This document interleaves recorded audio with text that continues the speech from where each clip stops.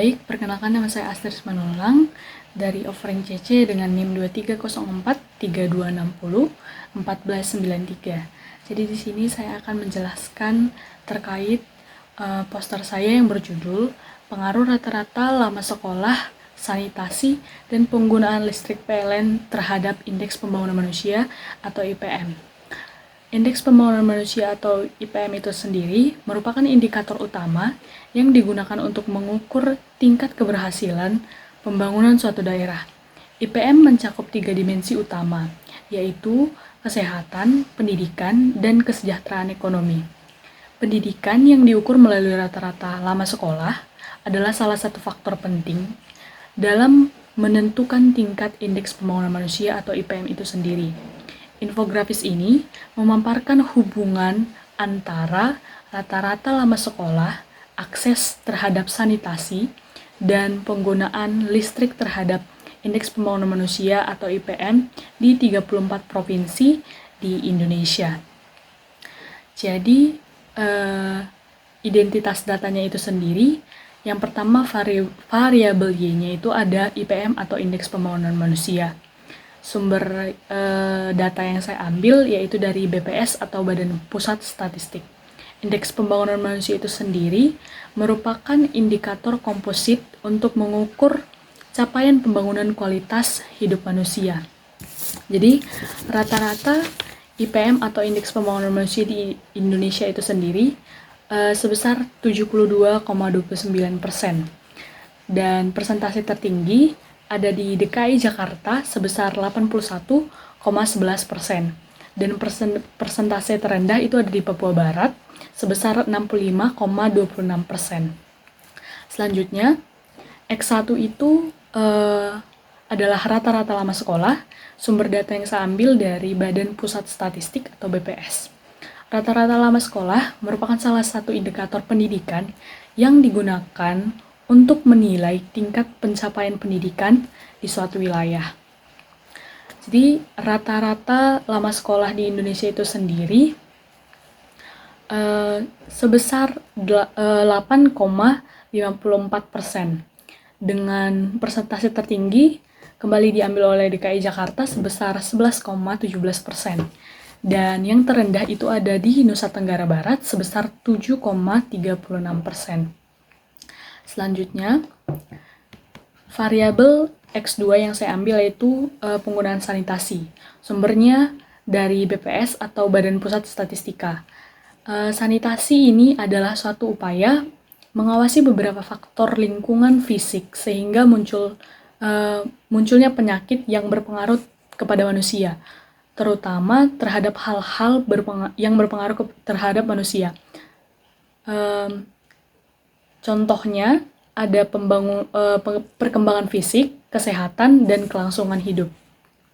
Nah, jadi X2 ini, sanitasi ini, persentase rata-rata di Indonesia itu sendiri sebesar 80,29%.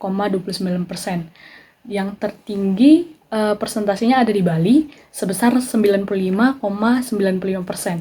Dan yang terendah itu ada di Jawa Barat sebesar 71,66%. Selanjutnya, variabel X3 yaitu penggunaan listrik PLN. Sumbernya itu dari BPS atau Badan Pusat Statistika. Listrik ini merupakan kebutuhan mendasar yang menunjang berbagai aspek kehidupan masyarakat saat ini. Agensi mengatakan bahwa akses listrik yang memadai dan terjangkau berperan penting dalam meningkatkan kualitas hidup serta mengurangi tingkat kemiskinan. Nah, penggunaan listrik di Indonesia itu sendiri rata-rata sebesar 97,73%.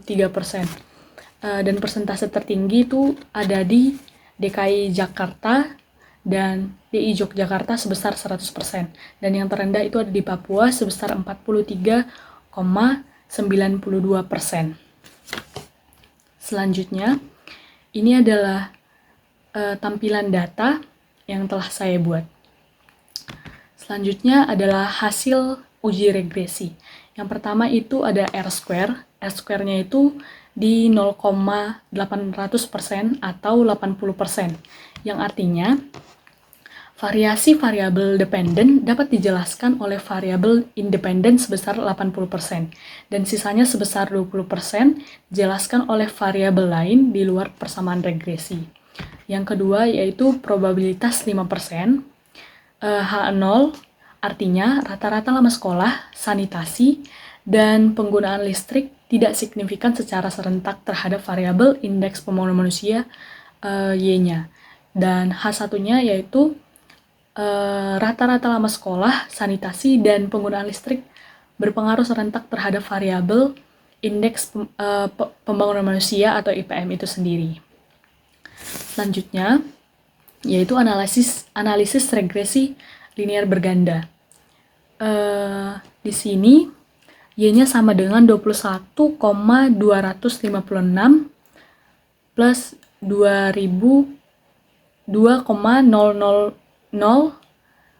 X1-nya ditambah 0,169 X2-nya dan X3-nya sebesar 0,119.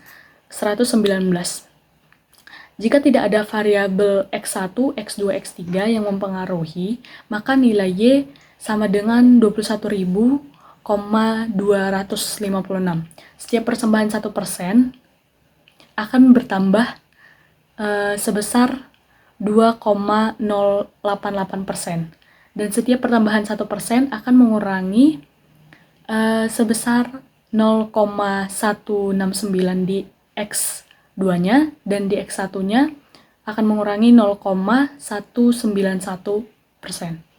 Dan yang keempat yaitu uji signifikan. Uji signifikan dari X1-nya itu sendiri sebesar 0,00, dan di X2-nya ada 0,002, dan X3-nya itu 0,003. H0 masing-masing variabel independen tidak berpengaruh signifikan terhadap variabel independen, dan H1-nya masing-masing variabel independen berpengaruh signifikan terhadap variabel dependen.